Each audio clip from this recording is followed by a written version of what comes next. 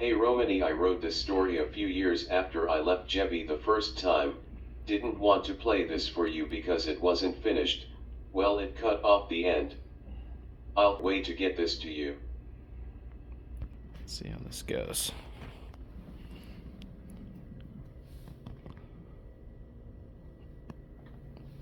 During the summer of 2008, my cousin graduated from college and was having a small party at her house in Philadelphia for her friends and family. Play.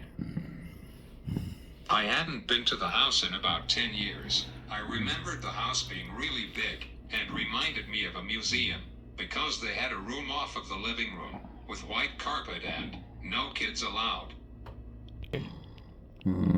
I was also excited to see my cousin Michelle and her 5-year-old daughter, Ava. I hadn't seen them since my grandmother's funeral about 4 years prior, and Ava was only a few months old at the time. Play. Earlier that summer, my sister got out of the Coast Guard and took a trip by driving to California. Then my brother Dan flew out. They'd spend some time with family, and they drove back together. While they were driving back, they stayed in Ohio with my Aunt Jo and Uncle John, and Michelle and Ava were there. And Ava really liked Colleen, because most kids really like her. My parents were doing something that weekend, so I went down to Philadelphia with Colleen and Dan.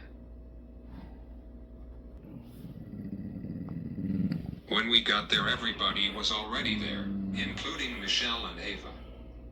I could tell Ava was a little firecracker, because she kept walking around on her toes, and taking very loud.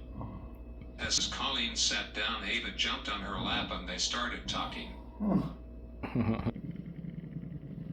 I was there for a few minutes, then I heard Ava whisper something to Colleen, and she said, "Why don't you ask him?" So she just turned to me and shouted, "What's wrong with your legs?" When she first asked me, I thought I should give her a funny answer, so I told her that I didn't eat my vegetables. Everybody in the room started laughing, but Ava was giving me a look of fear, so I quickly said I was just born with this. Then she started laughing. At that moment I thought of my former boss, Jenica. Because I used to work at a summer rec program for elementary kids, and she would always tell me not to be sarcastic, because kids don't understand sarcasm, and I am very sarcastic. For the next couple of years I would beat myself up, because I felt like I screwed Ava up, even though everybody told me she was alright.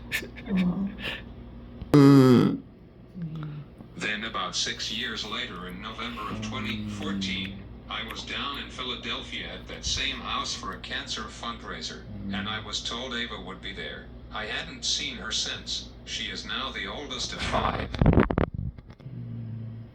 I went down with my dad and brother. We went to church first, then we went to my uncle's house. Once I got there, Ava was standing next to me but not talking. Then Michelle came over and tells me Ava talks about me all the time to get her siblings to be right. I felt a lot better at that moment because I remember that Ava and he.